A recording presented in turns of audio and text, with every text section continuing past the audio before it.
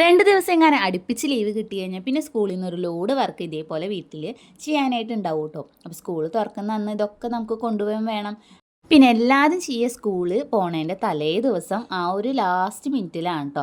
അതുവരെ ഇതേപോലെ ആടിപ്പാടി നടക്കണതാണ് എൻ്റെ മോളുടെ സ്വഭാവം എന്ന് പറയുന്നത്. അതുവരെ അതിനെക്കുറിച്ചിട്ട് യാതൊരു ചിന്തയും ഉണ്ടാവില്ല കേട്ടോ. പിന്നെ പോണ നേരത്തെ ആ ഒരു തിക്കും തിരക്കും ബഹളമൊക്കെ ആവും കേട്ടോ.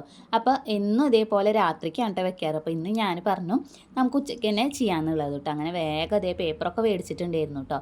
അത് ഇതേപോലെ നീളത്തിൽ കട്ട് ചെയ്തതിന് ശേഷം ഇതേപോലെ ചെറിയ ചെറിയ പീസാക്കിയിട്ടൊന്ന് കട്ട് ചെയ്തെടുക്കണം കേട്ടോ. അങ്ങനെ ഇങ്ങനത്തെ 20 പീസാണ് കേട്ടോ വേണ്ടത്. ആ 20-ലും 1 തൊട്ടിട്ട് 20 വരെ നമ്പേഴ്സ് ഇതേപോലെ എഴുതി വെക്കാൻ വേണം കേട്ടോ. അങ്ങനെ വേഗം അത് ഞാൻ ചെയ്തെടുക്കുകയാണ് കേട്ടോ.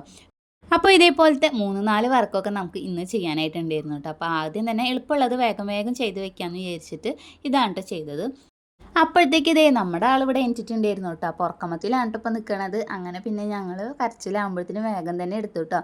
അങ്ങനെ ഒന്ന് ചിരിക്കാനൊക്കെ ആയിട്ട് പറയണം. അപ്പോൾ ആൾ നല്ല മൂഡിലല്ലാതെ തോന്നുന്നു. അപ്പോൾ ചിരിയൊന്നുമില്ല. പിന്നെ കരയാത്തതുകൊണ്ട് ഞാൻ വേഗം തന്നെ മടിയിൽ വെച്ചിട്ട് ബാക്കിയുള്ള വർക്ക് ഇതേപോലെ ചെയ്തെടുക്കുകയാണ് കേട്ടോ. അപ്പോൾ രണ്ടാമത്തെ വർക്ക് എന്ന് പറയുന്നത് ഇതേപോലെ തീപ്പെട്ടി ഒരു 10 എണ്ണത്തിൻ്റെ 2 സെറ്റായിട്ട് കെട്ടി വെക്കാനായിട്ടായിരുന്നു കേട്ടോ. അപ്പോൾ ഞാൻ മോളെ കൊണ്ട് തന്നെ വേഗം 10 എണ്ണം ഇതേപോലെ എണ്ണി വെപ്പിച്ചിട്ട് പിന്നെ ഞാൻ അതങ്ങനെ കെട്ടി കൊടുക്കാണ്ട് ചെയ്തത്. അവരും കൂടി ചെയ്തോട്ടെ എന്ന് അങ്ങനെ വിചാരിച്ചിട്ടോ. കാരണം നമ്മൾ തന്നെ മുഴുവൻ ചെയ്ത് കൊടുത്താൽ പിന്നെ അവർക്ക് അത് മടിയാവും.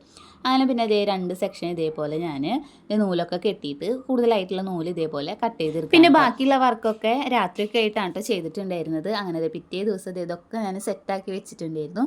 ഇതേപോലെ ചിത്രങ്ങൾ അവരെ കൊണ്ട് തന്നെ വരപ്പിക്കണം എന്ന് പറഞ്ഞിട്ടുണ്ടായിരുന്നു കേട്ടോ. അപ്പോൾ കറക്റ്റായിട്ടൊന്നും ആയിട്ടില്ല, എന്നാലും ചെറിയ രീതിയിലുള്ള ഷേപ്പൊക്കെ ആയിട്ടുണ്ടായിരുന്നു കേട്ടോ. അങ്ങനെ അതൊക്കെ അതേ കവറിലാക്കിയിട്ട് എടുത്ത് വെക്കാൻ കേട്ടോ. അപ്പോൾ ഓരോന്നും ഓരോ സെക്ഷനാക്കിയിട്ട് ഇതേപോലെ എടുത്ത് വെച്ച് പിന്നെ ബാഗിലാക്കി വെച്ചു കേട്ടോ. പിന്നെ അങ്ങനെ കൂട്ടുകാരികൾ വന്നപ്പോൾ കൂട്ടുകാരുടെ കൂടെ സ്കൂളിൽ ഈ വർക്കൊക്കെ ആയിട്ട് അന്ന് പോയിട്ടുണ്ടായിരുന്നത്.